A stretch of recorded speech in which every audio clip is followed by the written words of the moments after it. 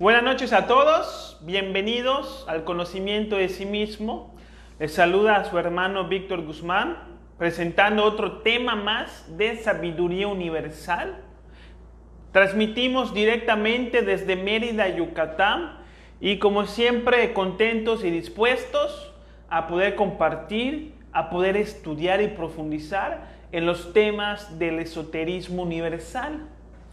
En esta semana tenemos como objeto de estudio este tema que se titula La no identificación y el juicio a los demás. Un tema que nos invita a reflexionar en la tendencia repetitiva, compleja en el ser humano, que es el juicio equivocado. Es decir, que vamos a profundizar en la pregunta: ¿por qué juzgamos a los demás?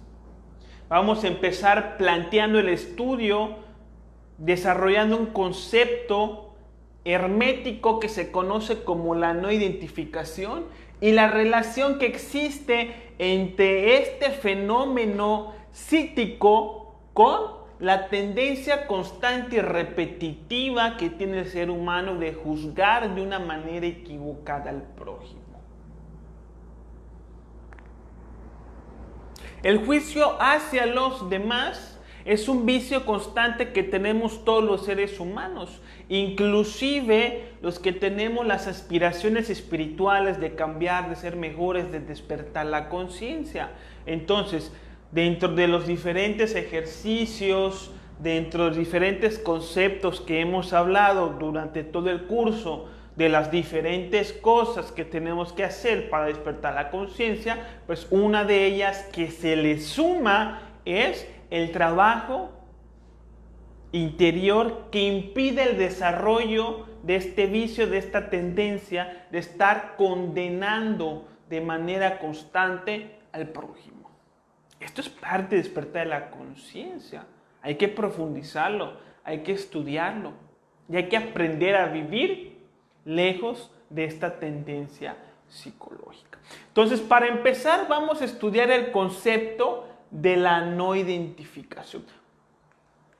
Primeramente, vamos a hablar acerca del juicio, ya que como vamos a plasmar lo que es el juicio equivocado hacia los demás, pues primeramente nos preguntamos de una manera rápida, ¿qué es el juicio? ¿Y cómo es que el juicio se puede dar en el ser humano de una manera equivocada en relación a los demás? Según lo que busqué en Wikipedia, en Google, nos dice que el juicio es la facultad de entendimiento por cuya virtud el hombre puede distinguir el bien del mal y lo verdadero de lo falso. Es decir, que cuando hablamos del juicio de una manera neutra y de una manera objetiva, estamos hablando de una facultad humana, de una capacidad que entendemos, una capacidad que tenemos de entender el mundo, de entender la vida, y de acuerdo a nuestro juicio, es decir, a nuestro entendimiento, podemos tomar decisiones. Si vamos o no vamos, si le decimos o no le decimos, si lo hacemos o no lo hacemos, si lo compramos o mejor no lo compramos, etc. ¿Sí? Entonces, cuando hablamos del juicio, hablamos de una capacidad objetiva para poder distinguir el bien del mal. Que es algo que sucede, por ejemplo, en el juicio oral, dentro del sistema penal, en donde la persona que comete un acto que presuntamente es delictivo, entonces esta persona es llevada ante un juez. ¿Y qué es lo que hace el juez? Evalúa la conducta del presunto acusado para determinar dentro del marco de la ley que el juez conoce si el acto que tuvo estuvo dentro o fuera de la ley. Viéndolo, estudiándolo de una manera impersonal. Ese es el juicio, el juez. Entonces nosotros tenemos un juez interior que es la conciencia, que nos faculta para tener un entendimiento, para poder distinguir lo verdadero de lo falso, lo que tenemos que hacer de lo que no tenemos que hacer. ¿Sí? Ahora, el ser humano vive en un constante sueño de conciencia, es decir, que la conciencia se duerme por la actividad de diferentes procesos psicológicos que corrompen el juicio de la conciencia. Entonces estamos tan identificados con la mente, estamos tan identificados con la actividad psíquica y con todos sus fenómenos que aquí estudiamos como agregados psicológicos, como los defectos psicológicos, como los yoes identificados con la ira, con la pereza, con la angustia, con el interés, con el deseo, con el estrés, la preocupación, la ansiedad, etcétera, que nuestro juicio de la realidad se altera. Y entonces la toma de decisiones que tenemos la hacemos a través de un juicio que ya está corrompido y que nos va a llevar al final a una tendencia a valorar equivocadamente a los demás. Cuando evaluamos el comportamiento del prójimo, cuando evaluamos la manera en la que el prójimo vive, cuando evaluamos lo que dice, lo que hace, lo que deja de hacer, lo que sí quiere y lo que no, le evaluamos a través de la actividad psicológica que corrompe nuestro juicio y al final terminamos juzgando equivocadamente al prójimo, su conducta, sus acciones, sus ideas de vida. Entonces, cuando vamos a hablar y vamos a estudiar acerca del juicio, lo vamos a hablar desde una perspectiva egoísta, egocéntrica, donde nuestro juicio, nuestra facultad de entendimiento está corrompida por los diferentes defectos psicológicos que alteran su actividad, ¿sí? Entonces, cuando hablamos de juzgar a los demás, estamos hablando de criticar a los demás. Estamos hablando del chisme, estamos hablando de la discriminación, de la descalificación, de la condena. ¿Sí? Dentro de este marco teórico o dentro de este contexto es que vamos a estudiar el juicio hacia los demás, como esa tendencia repetitiva, compulsiva, de siempre criticar al prójimo, porque el prójimo se comportó de una determinada manera que a nosotros nos generó algún tipo de disgusto, ¿no? Entonces, para poder estudiar cómo se da este fenómeno de la crítica, del prejuicio, de la condena, de la burla, del chisme, de la discriminación constante, vamos a estudiar primero lo que es la no identificación, ya que es la no identificación, es la identificación lo que produce la crítica, el juicio equivocado y la condena. Todo este fenómeno repetitivo que genera tanto daño, sobre todo en las redes sociales, al mundo, a las personas, proviene a través de una base psicológica que llamamos en estos estudios gnósticos como la identificación. Si entendemos lo que es la identificación, vamos a poder generar un cambio radical en nuestra vida. Vamos a poder lograr una vida lejos del vicio, de la crítica, de la burla y de la condena. Pero si no entendemos el concepto de la identificación, estamos perdidos. No vamos a poder hacer nada para lograr este cambio que nos proponemos. Entonces, ¿qué es la identificación?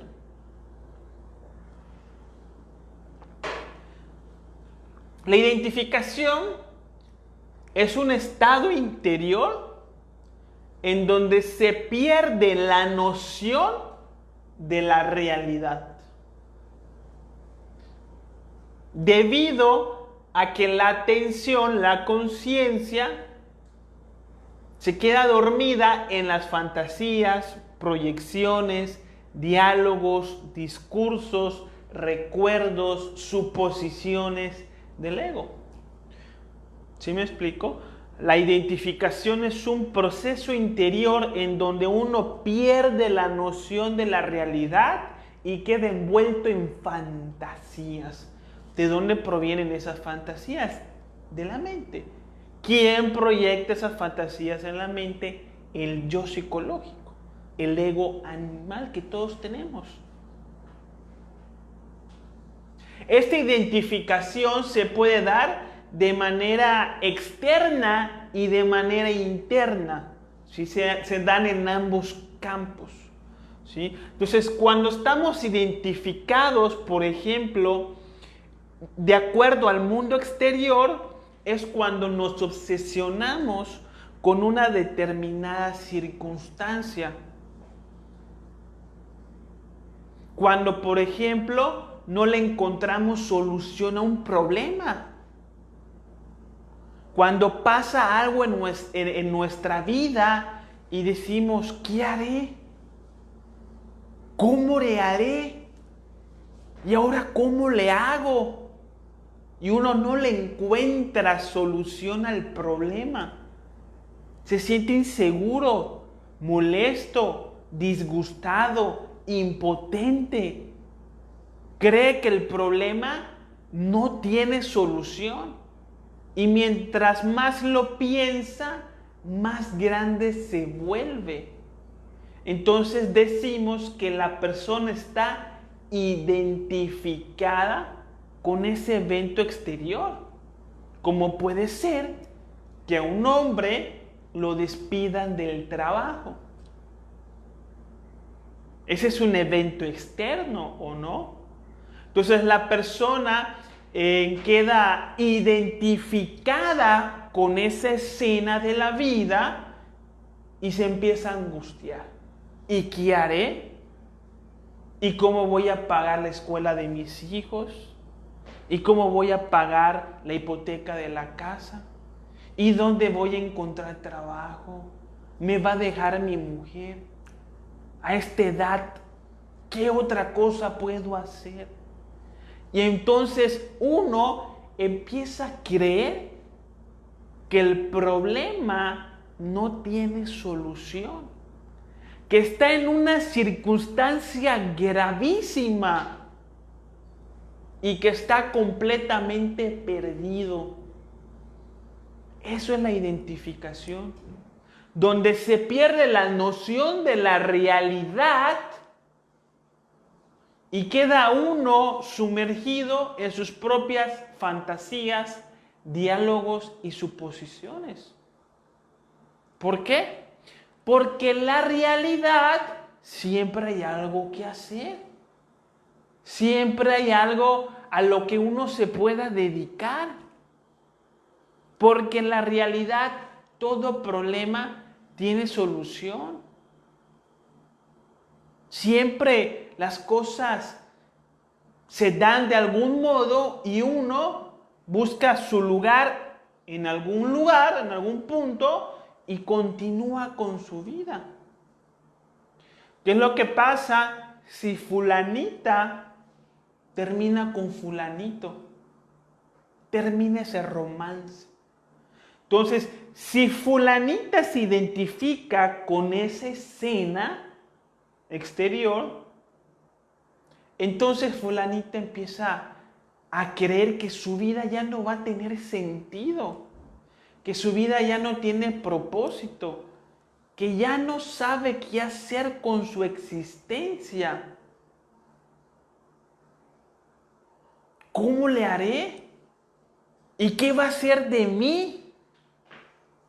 No voy a poder enfrentar mi vida de aquí en adelante.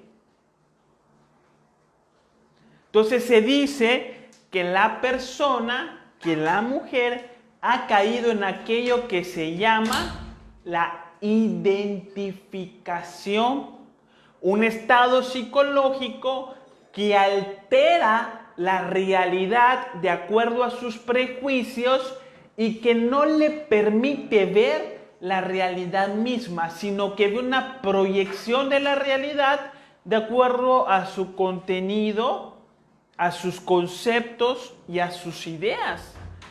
En esto es en lo que nos estamos basando bajo el concepto de la identificación.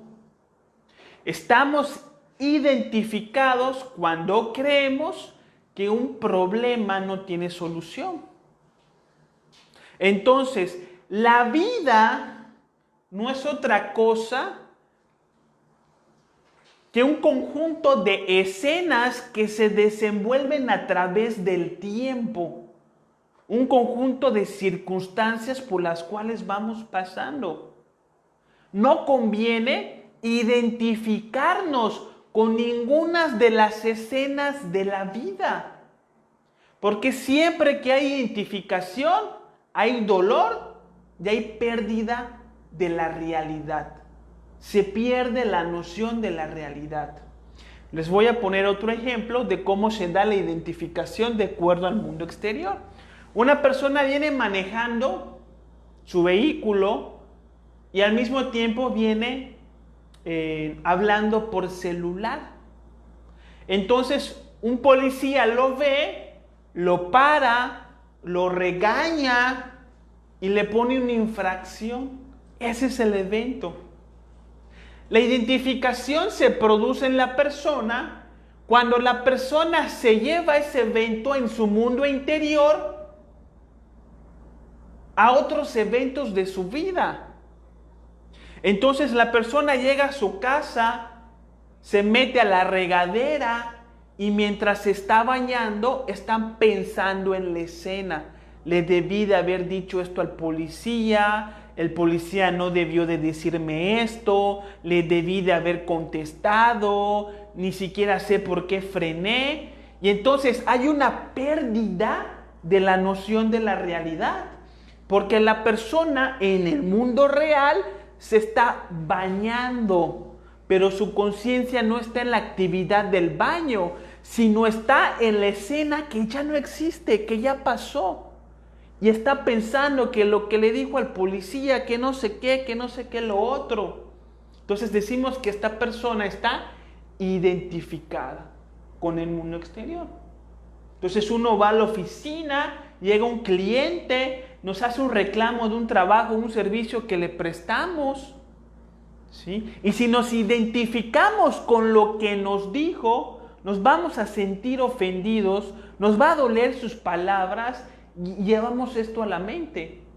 Entonces cuando salimos a comer con la pareja y en un marco de la realidad es convivir con la pareja, uno está pensando en el trabajo, en lo que dijo el cliente, en lo que le debió de haber dicho, que esto es injusto, que por qué me pasó a mí. Y él está perdido, o sea, el cuerpo está ahí sentado frente a su mujer comiendo, pero la conciencia no está ahí. La conciencia está desenvolviéndose en una fantasía que el ego, que la mente le está produciendo en su mundo interior. De lo que pudo haber pasado, de lo que va a pasar después, de lo que pasó, etc. Entonces decimos que la persona está identificada con el mundo exterior.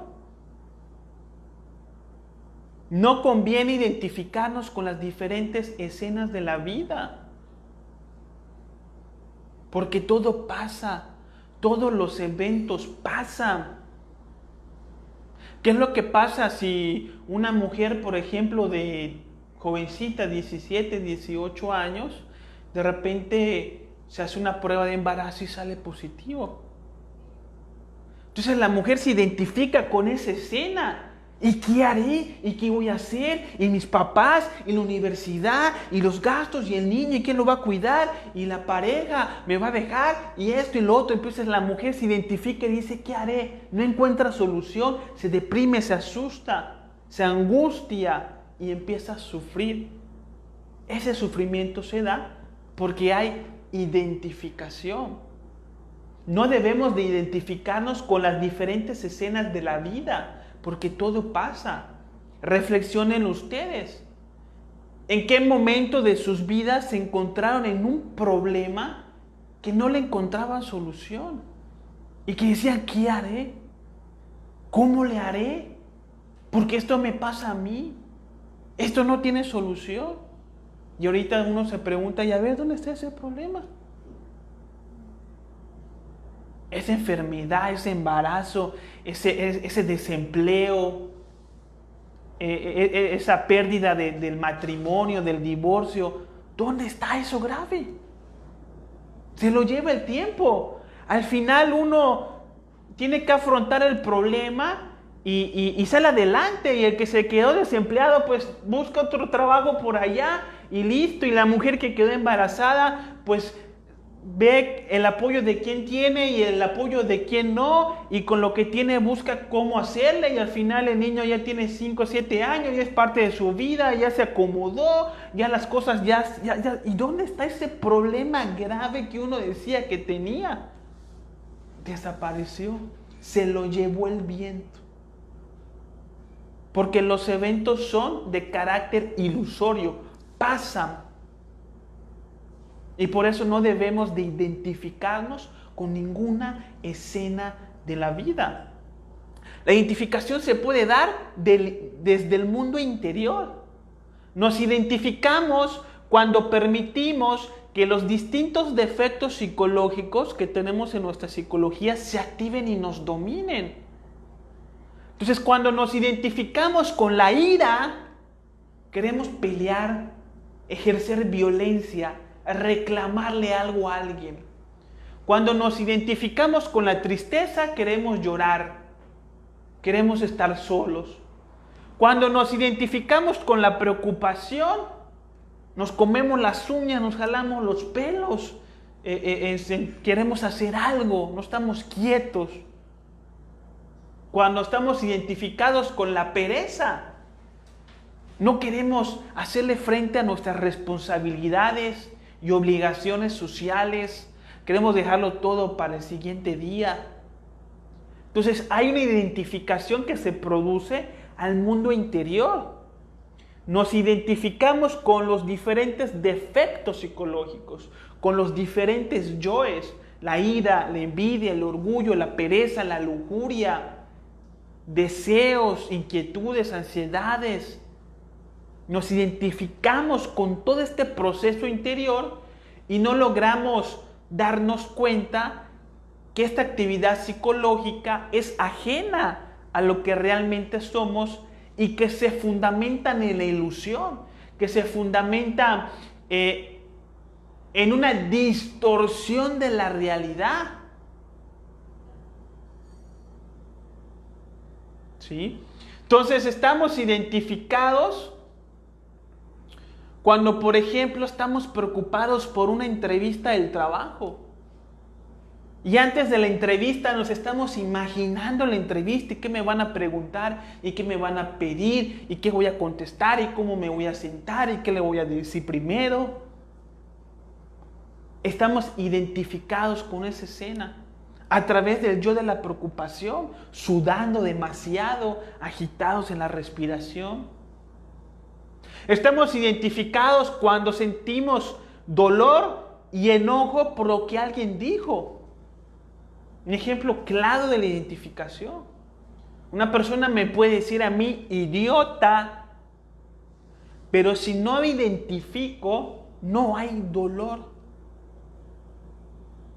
No me duele lo que me dice. Si no me identifico, no voy a querer discutir, agredirle de vuelta, vengarme, defenderme. No me voy a molestar ni voy a reaccionar con violencia.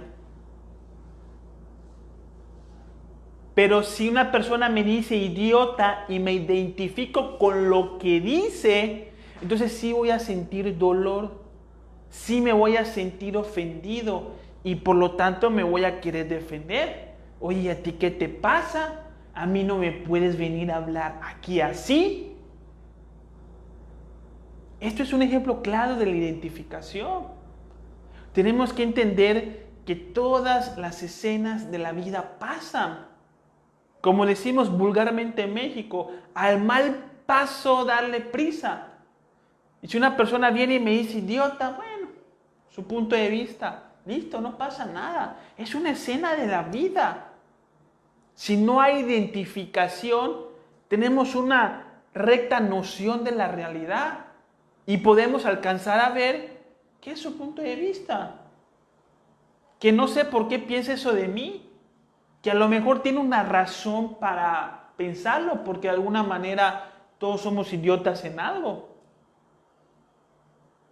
O que su juicio es equivocado, pero pues yo también tengo juicios equivocados. O sea, tengo una noción clara de la realidad, lo cual no me va a producir dolor ni voy a querer reaccionar. Pero si me identifico, me ofendió, ¿qué le pasa? Ahorita va a ver, voy a querer agredirlo. Yo voy a creer que la persona tiene algo contra mí y que lo correcto es defenderme e imponer respeto a través de la violencia.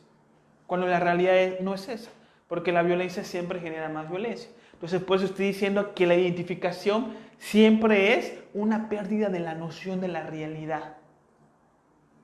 Y quedamos atrapados en nuestras fantasías mentales. Es decir, hasta cierto punto es un grado de locura. La identificación es creer que uno tiene la razón, que uno siempre tiene la razón, porque eso es identificación con el orgullo, el creer que uno nunca se equivoca. Eso no entra dentro de un marco de la realidad del ser humano. Dentro del marco real de la característica del ser humano es que siempre nos equivocamos en algo. Somos propensos al error. Esa es nuestra naturaleza. Una persona que cree que nunca se equivoca, que siempre tiene la razón, está identificada con el orgullo. Y ese orgullo hace que pierda noción de su realidad y esté dormida en una fantasía de que él es una persona que nunca se equivoca y que siempre tiene la razón. Estamos identificados cuando creemos que un problema no tiene solución. Todo problema tiene solución. Acuérdense de este principio hermético. Estúdienlo, compruébenlo, compréndanlo. Todo pasa. Esta es la máxima iniciática. Todo pasa, no importa si perdimos el empleo, si la pareja nos abandonó, si la hija se embarazó, si esto, si lo otro, todo pasa. O sea, todo se soluciona, todo se acomoda de alguna manera. No hay por qué sufrir, no hay por qué darle tanta vuelta con la mente de que esto no tiene solución, de que ahora qué voy a hacer. Todo pasa, ¿sí? Pero bueno, siempre que hay identificación, porque los seres humanos vivimos identificados porque nunca nos enseñaron qué es esto, como vivimos en una constante identificación, vivimos constantemente juzgando equivocadamente a los demás, criticándolos por todas las cosas que hacen, porque hay algo con lo cual nos identificamos mucho que produce el juicio equivocado a los demás, que es la personalidad. Nos identificamos con la personalidad y a través de ella juzgamos equivocadamente, egoístamente, maliciosamente la condición existencial de los demás. ¿Qué es la personalidad? Son distintos roles sociales que producen algún tipo de identidad. Y de hecho de ahí viene la palabra identificación. Viene de la palabra identidad. La identificación es cuando creemos ser algo que en realidad no somos. Y dentro de nuestra cultura existen diferentes roles que nos producen un sentido de identidad hacia el cual se puede dar la identificación y posteriormente el juicio hacia los demás. ¿Sí? ¿Cómo cuáles? Por ejemplo, la nacionalidad. La nacionalidad es un rol cultural que produce identificación. Entonces, yo soy mexicano. Y creo que en esa idea de yo soy mexicano, hay una identidad. Creo que yo soy ese ser que tiene una nacionalidad. Cuando en realidad la nacionalidad no describe a la persona. La nacionalidad solamente ubica en dónde nació una persona, lo ubica en un punto geográfico dentro de un mapa. No te da valores, principios, ni nada por el estilo. No define quién uno es. Pero nos da identidad. Y podemos estar identificados con nuestra nacionalidad. ¿Cómo? Cuando viene una persona y dice, viene una persona, por ejemplo, de Colombia y hace una publicación. La comida mexicana es una porquería. ¿Qué es lo que pasa? Nos sentimos ofendidos. Nos duele su comentario. Y enseguida viene la reacción de la crítica. Pues si no te gusta la comida, agarras tus cosas y regrésate a tu país. Maldito colombiano, malagradecido. ¿Quién te crees tú que eres para venir a mi país a decirme que mi comida es una porquería?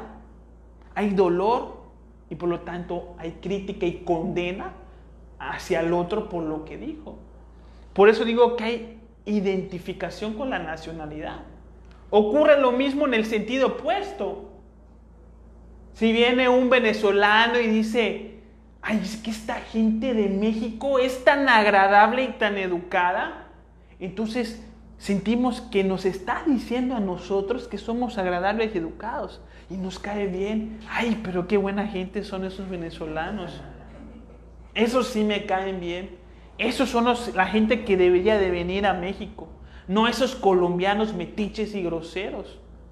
Hay identificación porque condenamos al prójimo de acuerdo a la visión que tiene de una nacionalidad. Cuando no hay identificación, puedo ver el marco de la realidad. Entonces, si viene el colombiano y dice, la comida de México es una porquería, no me ofende, no me está insultando, no me está agrediendo, no me duele. O sea, él piensa que la comida de México es una porquería y puedo entender el por qué si no me identifico con mi nacionalidad. Porque puedo entender que la persona, como es de otro país, está acostumbrado a otro tipo de alimentos, guisos, condimentos. Y es normal que a venir a un país y comer cosas que nunca ha comido, algunas les parezcan malas. Es completamente entendible si uno no se identifica con su nacionalidad. Y estamos identificados con la profesión. Porque yo que soy ingeniero civil, mi profesión es mucho mejor que la de ustedes. La persona que tiene la profesión de educadora, esa profesión no sirve. No se le gana bien, ni sé para qué le estudian. No, la ingeniería civil, la construcción, nosotros somos el futuro porque nosotros construimos y le damos un hogar a quienes no lo tienen, bla, bla, bla, bla, bla, bla. Y cuando alguien hace el comentario de que los constructores somos todos unos malvados, me ofendo. La raza, la religión. Cuando una persona comenta, es que el cristianismo es pura manipulación y robo, enseguida reacciona el cristiano. Se siente ofendido, siente que tiene que defender la religión y empieza a agredir porque está identificado con su religión, porque la religión le da identidad como persona y no puede entender que solamente es un punto de vista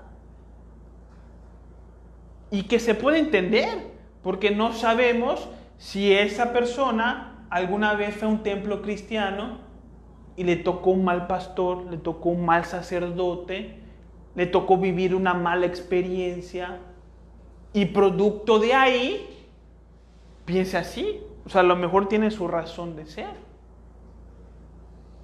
Y así con todas las cosas que definen nuestra personalidad, la edad, los gustos musicales, la manera de vestir, la manera de hablar, lo que soñamos, lo que queremos en la vida. Todas estas cosas hacen parte de nuestra personalidad.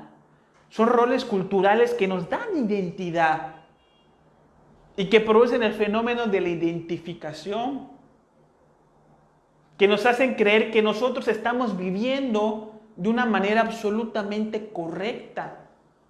Y entonces cuando salimos a la calle en un marco amplio, pero muy amplio de convivencia, donde hay gente diferente, gustos distintos, diferentes religiones, culturas, etc., entonces se da el vicio del juicio, la crítica, la discriminación y la condena.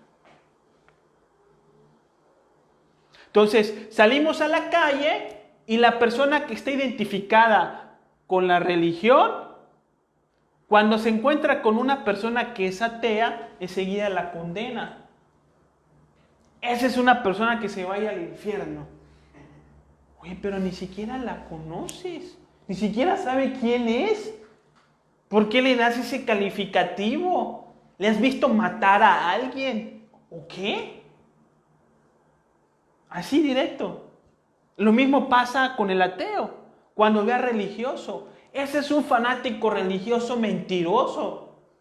Pero ¿de dónde sale esa crítica? ¿La conoces? ¿Sabes el trabajo que hace dentro de ese campo de la religión? Porque claro que hay mucha gente que engaña, manipula, estafa, pero no todos somos así.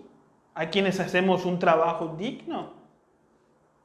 Entonces el que es vegetariano y que ha desarrollado esa filosofía de que no hay que comer carne por respeto a la vida de los animales, cuando ve a una persona que come carne, la critica, la juzga, inconsciente, malvado, egoísta. ¿Sí? Y al mismo tiempo el carnívoro va a juzgar al vegetariano. Fanático, ignorante, seguramente se va a morir por no comer carne, donde le lavaron el cerebro, no sé qué, bla, bla, bla, bla, bla, bla. Y empieza esta división social que es la crítica y el juicio continuo a los demás. ¿Sí? Estos son ideologías políticas. La persona que se identifica con el movimiento político de la derecha, que cuando se tiene que relacionar con alguien que tiene preferencias políticas diferentes, lo ataca, lo critica, ese no sabe, ese es ignorante, ellos son el cáncer de este país. Y la otra persona piensa exactamente lo mismo, porque todos estamos viviendo identificados con nuestra personalidad y creemos que nuestra manera de vivir es la buena, es la verdadera. Entonces, si a mí me gusta la música electrónica, identificado con este género musical, yo voy a creer que esta es la mejor música que existe. Entonces, cuando veo a una persona que le gusta el reggaetón, que le gusta el rock, que le gusta la cumbia, los voy a criticar y voy a decir, ¿cómo es que escuchan esa porquería de música? La música electrónica es la verdadera música. Entonces, siempre que hay crítica, hay identificación con algún aspecto de nuestra personalidad. Entonces, hay que trabajar esto. Las redes sociales, un campo completo de una guerra interminable de egoísmo.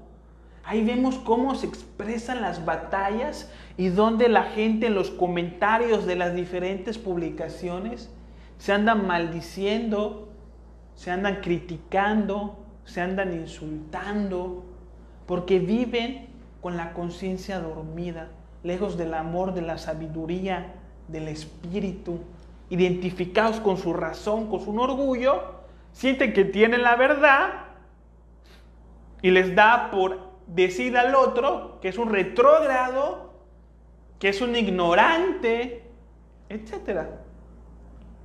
Entonces, tenemos que entender unas cosas de las cuales podemos reflexionar para salirnos de este vicio. Es que lo diferente no necesariamente es malo.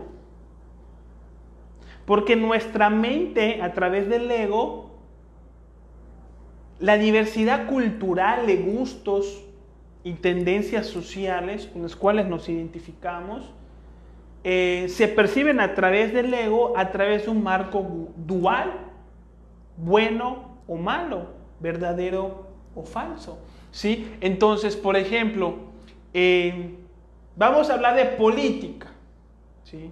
Si mi opinión es una y la de ustedes es otra, entonces dentro del marco egocéntrico que se da en la psiquis, uno está correcto y el otro está equivocado. Pero no necesariamente tiene que ser así. Nuestras dos opiniones pudieran estar equivocadas si las comparamos con el marco de la realidad. O nuestras opiniones, aunque sean diferentes, pudieran ser correctas y pudieran describir un fenómeno real de la política. Entonces, si la opinión de ustedes es diferente a la mía, no es que uno esté equivocado y que otro esté en lo correcto. Simplemente son puntos de vista diferentes. Tenemos puntos de vista diferentes. Donde a lo mejor ambos pudieran ser equivocados, donde a lo mejor ambos pudieran ser correctos, donde a lo mejor uno pudiera estar correcto y otro equivocado. O sea, existe de este tipo de posibilidad, ¿no? Entonces, cuando salgo a la calle y veo una persona que se viste ahí con las rastas, la ropa holgada, esas camisas de colores, como se viste de una manera en la que yo no me he visto, entonces enseguida la condeno. Yo estoy bien vestido y el otro está mal vestido. Y no vemos que son simplemente modas diferentes. Porque dentro del marco de la moda del hombre de rastas, él sí está bien vestido porque tiene esa ropa, pues no sé, más fresca, más acorde al ambiente, no tiene que fingir apariencias como yo, que me he visto con corbata y muy así. O sea, él se siente bien vestido y él me ve a mí mal vestido porque soy una persona que quiere aparentar lo que no es, así vestido con corbata. Yo lo veo a él como un vago, como una persona que no tiene presencia, que no sé qué. Pero es que no es que uno esté bien vestido y el otro esté mal vestido. Simplemente son dos formas diferentes de vestirse. Y cada quien ha adoptado la moda que le gusta, la moda que predomina dentro de su círculo social, debido a la ley de nivelación. Mi religión es la verdadera y la del otro es la falsa. O sea, ¿qué es lo que pasa si un cristiano se encuentra con un judío o con un budista, no sé, en una misma empresa, porque los dos son empleados de esa empresa? Y uno es muy cristiano y el otro es muy budista y les toca pues trabajar juntos. Entonces, el cristiano cree que él está en lo correcto, que su religión es la verdadera y que la del budista es falsa y viceversa. No necesariamente es así. No es que una religión sea buena y otra religión sea mala. No es que una religión sea verdadera y que otra religión sea falsa, sino que son religiones diferentes y que a través de diferentes conceptos nos pueden encaminar al mismo lado, al mismo sitio, que es a la unión con Dios. Entonces el cristiano dice que la religión del budista es falsa. ¿Y cómo sabe usted que es falsa? ¿Ya estuvo ahí? ¿Ya estudió las enseñanzas del Buda? ¿Ya estudió sus sermones? ¿Ya conoce lo que ahí hay para decir que es falsa? No. No la conoce.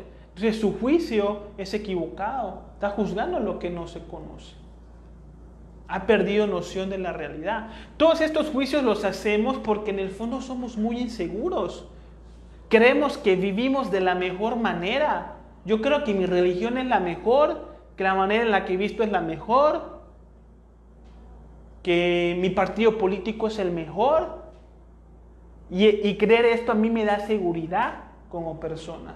Entonces, cuando salgo en el marco de convivencia y me encuentro con personas que tienen otra preferencia política, otra religión, otra forma de vestir, escuchan otro tipo de música, comen otra cosa, entonces en el fondo nos sentimos amenazados, nos generan cierto estado de inseguridad y nos pueden crear esa sensación equivocada de que nuestra religión, de que nuestra manera de pensar pudiera no ser la mejor. Y es por eso que surge esta reacción de querer atacar y destruir la cultura del otro para defender la mía, que es algo innecesario y que es una fantasía, porque lo diferente no necesariamente es malo. Otra cosa que tenemos que platicar es acerca del chisme. El chisme es una manera graciosa en la cual juzgamos equivocadamente a los demás. Utilizamos las desgracias ajenas, las dificultades ajenas, a través de conversaciones malintencionadas para crear ciertos campos de entretenimiento social. Nos entretiene la desgracia ajena y lo utilizamos como tema principal en nuestra plática para los demás, con los demás. Entonces un grupo de mujeres dice, ay, vamos a ver, vamos al café, vamos a platicar, que no sé qué. ¿Sí? Y van allá, todas piden su café, se saludan, hola amiga, ¿cómo estás? No sé qué, no sé qué. Y de repente dice una, ¿y te enteraste que fulanita está embarazada? Ay, esa mujer, y con ese novio que es un bandido, seguramente la van a dejar. ¿Y qué van a hacer? Esa le pasa por ser una facilona. Y luego, dentro de ese marco de convivencia agradable, entretenido, entre ese grupo de mujeres, están juzgando equivocadamente, maliciosamente a esa persona.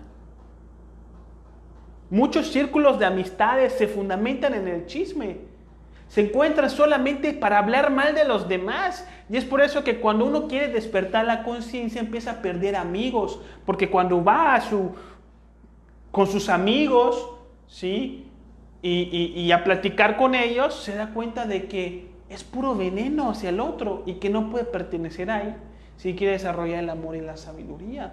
Hay que trabajar con el chisme y darnos cuenta la manera en cómo juzgamos equivocadamente a los demás en una forma de burla y de entretenimiento para crear diálogos. Lo que le pasó a fulanito que perdió su empleo, que aquí, que allá, que lo que dijeron y que no sé qué, que miren fulanita cómo ya engordó, ese vestido que llevó, que se le notaba la celulitis, que no sé qué, que por aquí, que por allá. ¿Qué clase de cosas son esas? Tenemos algo que se le conoce como prejuicios. Los prejuicios son ideas generalizadas que nos hacemos de las cosas a través de experiencias pasadas que tenemos bien grabada en la memoria. Entonces, nos hacemos ideas de las personas y las conceptualizamos en la mente sin conocerlas realmente, emitiendo calificativos anticipados y equivocados. Entonces vemos una persona caminando en la calle y ahí mandamos en el WhatsApp de los vecinos, oye, que esa persona, que no sé qué, que llamen a la policía, que es un ladrón, que cuiden sus casas y que anda mirando las casas y que no sé qué. La estamos juzgando equivocadamente. A lo mejor es una persona, no sabemos qué hace ahí, no la conocemos, suponer algo es equivocado. Pero ¿qué es lo que pasa si de repente resulta que esa persona estaba buscando a lo mejor la estética de la vecina para irse y cortarse el pelo ahí? O es un nuevo vecino que estaba buscando a su gato y no conocíamos a ese vecino. Y cuando nos dicen, no se preocupen, es el vecino, yo lo conozco, está buscando su gato, enseguida nos sentimos mal con nosotros mismos. Porque ya hicimos el oso, es decir, ya pasamos una vergüenza pública, puede darle un calificativo equivocado. Si mi prima tiene un novio que es político y yo tengo relacionado conceptualmente la política con la maldad, con la corrupción, con la mentira, entonces puedo llegar a calificar al novio de mi prima a través de estos valores sin conocerlo. Y si digo, no, mi prima anda con un político, no, seguramente nada más le están viendo la cara, nada más se van a aprovechar de ella.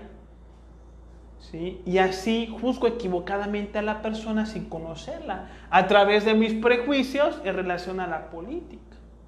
Puedo tener prejuicios, por ejemplo, de los tatuajes. Y puedo tener y relacionar los tatuajes con las personas violentas, con el crimen organizado, que tiene su razón de ser, porque a lo mejor veo muchas películas y en todas las películas los hombres tatuados siempre son los malos, los ladrones, los asesinos, los que venden droga en las calles. Entonces cuando veo que mi hija tiene un novio que tiene tatuajes, lo valoro a través de mis prejuicios. Digo, no, este tipo va a meter a mi hija en las drogas. Este es un vago. Este no sirve para nada. Y ahí está la madre descalificando a esa persona sin antes conocerla. Vemos una mujer con vestido y decimos, no, esa chica está buscando sexo. No, a esa chica se encanta que le gusta. No, esa chica seguro que es la amante del jefe. De ahí vamos. ¿Sí? Desarrollando una fantasía producto de la incapacidad que tenemos, psíquicamente hablando, de no poder conocer todo acerca de la vida. Es decir, si uno ve a una persona caminando, no sabe uno quién es. Entonces, no tenemos la suficiente humildad para ver y decir, no sé quién es, no sé qué hace aquí. No tenemos la humildad de decir, no sé. Y tenemos que completar la realidad con una mentira. La realidad es que una persona ahí que nunca he visto caminando por la calle. Y le voy a agregar una mentira, es un ladrón. ¿Sí? Veo una mujer que entra a la casa del vecino. La realidad es que una mujer está entrando a casa del vecino. Pero yo no sé por qué está entrando, quién es, qué hace ahí. Pero no puedo asumir que no sé porque no tengo humildad. Y tengo que creerme mis propias fantasías. Esa es la amante del vecino. Hay que alejarnos de este tipo de cosas a través de la autoobservación. Respecto al juicio equivocado de los demás, tenemos que entender que vemos a los demás como somos nosotros. Esa es una máxima iniciática. No vemos las cosas tal y como son, sino que vemos las cosas tal y como somos nosotros. Esto lo decía el chino Confucio. Proyectamos nuestros defectos psicológicos en los demás y los calificamos de cierta manera en cómo en realidad nosotros estamos siendo así. Como lo dice la imagen, si estamos molestos, vamos a creer que toda la gente nos está viendo feo, que toda la gente se quiere aprovechar de nosotros, que toda la gente nos quiere hacer daño. Pero no es cierto. Es nuestra percepción de la realidad condicionada por la actividad del yo de la ira. No estamos viendo la realidad como es, sino como somos nosotros. Entonces, si nosotros estamos molestos, vamos a creer que los demás están molestos y nos quieren agredir. Si nosotros somos chismosos y siempre estamos hablando mal de los demás, cuando uno, por ejemplo, llega a la oficina y vea que dos compañeros están así de oídos hablando, uno va a deducir que están hablando mal de uno. Como uno se la pasa hablando mal de los demás, cuando uno ve que los demás están hablando, va a asumir que están hablando mal de él. ¿Sí me explico? Le va a poner a los demás sus propios defectos psicológicos. El león cree que todos son de su condición. Así se dice. Si un hombre sale, por ejemplo, a una plaza comercial y empieza a morbosear a todas las mujeres que ven en la plaza comercial, cuando él salga a la plaza comercial con su novia o con su hija de 16, 17 años, ¿qué va a pensar? Que todos los hombres están morboseando a su esposa, que todos los hombres quieren morbosear a su hija. Y le va a dar esa condición a los demás que él mismo tiene. Él cree que los demás son así porque él es así. Si una persona se dedica a estafar a los demás, cuando esta persona quiere ir a comprar, ¿qué va a pensar? Que lo van a estafar. Y le va a dar ese calificativo a esa persona. Pero no es que la otra persona la vaya a estafar, sino que como él estafa, él asume que los demás van a hacer lo mismo que él hace. Entonces, si el hombre le es infiel a su mujer y le dice, mi amor, ahorita vengo, voy a comprar, y se va con la vecina, ¿qué es lo que pasa cuando la mujer le diga al marido, mi amor, ahorita vengo, voy a comprar? Va a deducir el hombre que seguramente va a ver a otro hombre. No, y esta me quiere engañar, y esta me quiere ver la cara. Y entonces sus defectos psicológicos se los dan los demás. Este es el sueño de conciencia en el que nos encontramos. Nosotros tenemos que entender, por eso se dice que con la vara que mides serás medido. Eso lo enseñaba el Maestro Jesús. Porque así como criticamos a los demás, con esos mismos valores vamos a criticarnos a nosotros mismos. Y si una persona en el trabajo cometió un error y lo condenamos de que es un idiota, posteriormente cuando nosotros cometamos un error, nos vamos a sentir de igual de idiotas que él. O vas a tener miedo de no cometer un error. Sí, claro. Y esa condena que le doy al otro, me la voy a dar a mí mismo cuando a mí me pase o cuando yo haga algo así. Y esto es muy importante porque mientras más criticamos a los demás, más susceptibles somos a sentir dolor ante la crítica pública. Y esto es un impedimento para el despertar de la conciencia, porque cuando nosotros queremos cambiar, queremos desarrollarnos, queremos crecer espiritualmente, tenemos que dejar de hacer cosas que todo el mundo hace, que hacen nuestros amigos, que hace nuestra familia. Y cuando dejamos de actuar así, enseguida nos van a condenar, enseguida nos van a señalar, enseguida nos van a criticar y van a decir que somos unos fanáticos, que somos unos locos, que somos unos brujos, que somos unos herejes, que somos cualquier cosa. Y si uno no se ha liberado de la crítica cuando eso pase, va a ser vulnerable a la crítica ajena. Y por esa crítica ajena se va a salir uno del camino.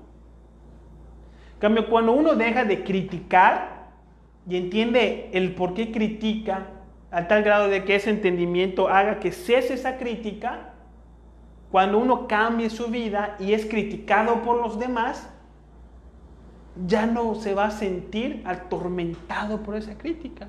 Que digan lo que quieran. Yo ya sé por lo que están pasando porque yo ya lo viví. Ya no me duele. Porque en la vida siempre vamos a ser criticados. Siempre. Como lo mostramos en esta imagen. Mucha carga para el burro, dicen estos dos hombres, criticando a estas personas. Si se baja la mujer, pobre mujer, viejo machista, criticando siempre a las personas.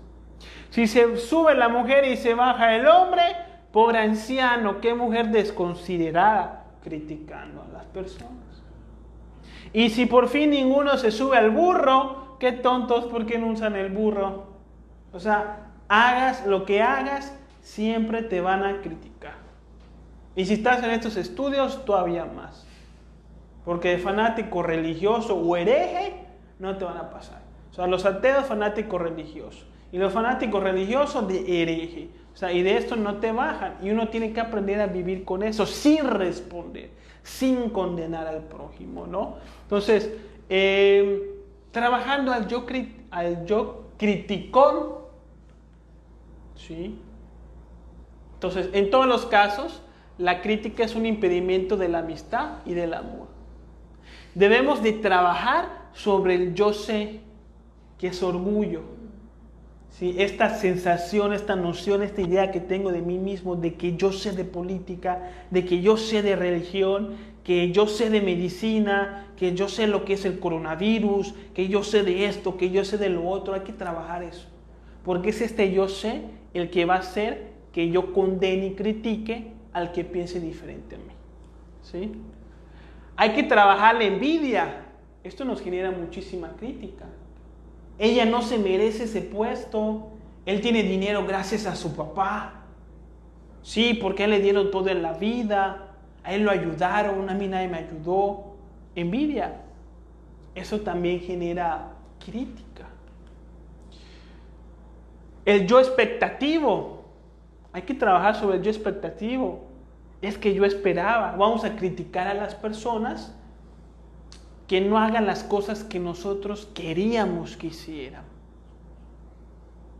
Entonces, si es el cumpleaños de la mujer y la mujer tiene la expectativa de que el hombre va a llegar, su esposo va a llegar con un ramo de flores porque es su cumpleaños. Se pone esa expectativa, esa fantasía a la mujer. Y cuando llega el hombre de trabajar muy cansado, muy angustiado, tuvo un día muy difícil, tenía un día muy difícil y no llega con el ramo de flores, ¿qué va a pasar con la mujer? Va a condenar la actitud de su marido. Va a decir que es un desconsiderado, que cómo es posible, que esto, que lo otro. Y lo va a juzgar equivocadamente. No sabe que no fue su intención no llegar con un ramo de rosas que él no sabía que ella esperaba. Sí, entonces hay que trabajar sobre el yo expectativo. Hay que entender que las conductas que más nos molestan de los demás son las conductas que más frecuentamos. Hay que meditarlo. ¿Qué tanto nos molesta? Que hablen mal de nosotros, que nos mientan, que nos hagan esperar, que nos pidan favores. Pero si meditamos en nuestra vida, vamos a darnos cuenta que nosotros también somos así. Que nosotros a veces también mentimos. Que nosotros a veces también hablamos mal de los demás.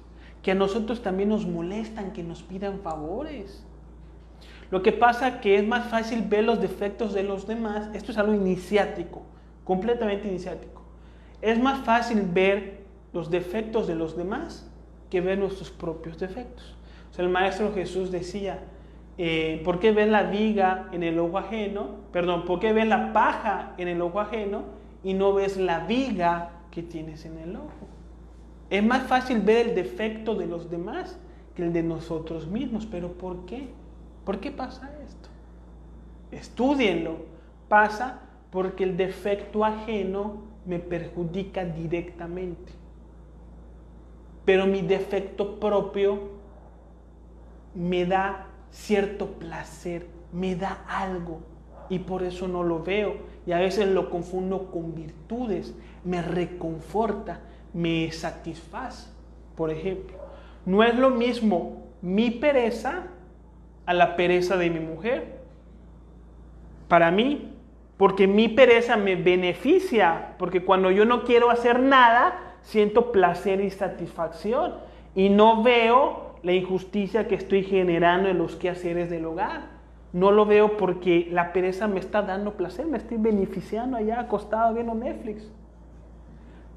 Pero la pereza de mi mujer sí me perjudica directamente, porque me está dejando toda la carga de los quehaceres a mí. Entonces yo no veo mi corrupción, porque mi corrupción me beneficia, me está dando algo que yo quiero, me está dando dinero, por eso no lo veo. Pero sí veo la corrupción del otro porque me está quitando lo que es mío. Claro, eso sí se ve. El defecto del otro me perjudica directamente, por eso lo puedo ver y lo puedo señalar. Pero el mío no lo veo porque me beneficia de alguna manera y no me conviene verlo, por supuesto. Hasta creo que es una gran virtud. Entonces, siempre que me moleste algo de los demás, es porque yo tengo ese defecto psicológico en mí. Y si me molesta que me mientan, si me molesta que me hagan esperar, voy a reflexionar para darme cuenta en qué momento yo soy así. Si saco mi conciencia de mis defectos psicológicos, cuando me mientan y cuando me hagan esperar, ya no me va a molestar, ya no voy a sentir dolor. Entonces, el problema no está en los demás, sino en nosotros mismos. Si me molesta que la gente sea diferente a mí, el error está en mí, porque eso no tiene por qué molestarme. Entonces eso es algo que yo tengo que corregir en mí. ¿Por qué me molesta? Y trabajar y purificar mi alma hasta que ya no me moleste que las personas piensen diferente a mí. Y por último, podemos también reflexionar en esta frase para liberarnos de la crítica y entender que todos hacemos lo mejor que podemos siempre. Es que lo que pasa cuando salen las noticias, que agarraron un ladrón. Entonces vemos toda la lista de comentarios que hay en las redes sociales. Maldito, que le peguen, a la cárcel. Por eso estamos como estamos, malnacido. Hay crítica, hay odio, hay condena. Que la persona que quiere crecer en el espíritu tiene que abandonar, entendiendo de que todos hacemos lo mejor que podemos. Claro que la persona que cometió el acto de robo cometió un error y que debe de pagar conforme a la ley por ese error, pero no por eso lo voy a condenar y lo voy a juzgar. Tengo que entender que la persona está haciendo lo mejor que puede y que la persona está en el robo porque no tuvo una buena educación, porque no nació en una familia con valores, con principios, porque no tiene una buena condición económica, porque cayó en el vicio, porque está sufriendo, porque no sabe. Y él está haciendo lo mejor que puede y lo mejor que sabe en ese momento. Entonces, en vez de condenar a la persona, al contrario, vamos a orar por esa persona y pedirle a Dios que por favor le dé la sabiduría que necesita para no volver a caer en ese acto. ¿Sí? Así desarrollamos la compasión y la empatía, que son dos virtudes que el Maestro Jesús nos invitó a desarrollar. ¿Sí? Entonces, recordemos al Maestro Jesús que nos dijo, el que esté libre de pecado, que tire la primera piedra. Hay personas lanzando rocas en las redes sociales como si ellos fueran unos santos. Viven en el sueño de la conciencia, lejos del espíritu. Nosotros tenemos que ser diferentes y no juzgar, no condenar los errores de los demás, porque de los errores siempre se puede aprender. Y resulta que la empresa, el jefe, trata con mucha tiranía y de una manera, entre comillas, injusta a un compañero. El compañero tiene ahí la oportunidad de aprender a darse a respetar. Maravillosa escena. Ya si decide aprovechar esa escena para crecer o no, será muy su vida. Pero los errores de los demás me permiten a mí aprender algo. Así que no tengo por qué criticar el error ajeno. Que entró el ladrón y se llevó las cosas del vecino de su casa. Magnífica oportunidad para que el vecino reflexione de que lo más importante es la salud, la vida, lo espiritual, que lo material es pasajero, que haga conciencia. Maravillosa experiencia. Si decide aprender, qué bueno, si no, perdió la oportunidad. Pero hay que entender que el ladrón, no el ladrón, la vida le está dando esa oportunidad al vecino a través de la actitud del ladrón, porque podemos aprender de los errores de los demás. Entonces, si entendemos que los errores de los demás son formas en las cuales podemos aprender algo, ya no los vamos a señalar, ya no los vamos a criticar, al contrario, los vamos a aprovechar para nuestro crecimiento interior. Así es como vamos a vivir como grandes maestros de sabiduría. ¿Qué preguntas quedan? Bueno, se hizo un poquito largo la conferencia. Y pues a las personas que nos están siguiendo por las redes sociales, pues muchísimas gracias por estar aquí. Y les mando un abrazo fraterno. Nos vemos la próxima semana. Les deseo muchas bendiciones y que tengan mucha paz espiritual.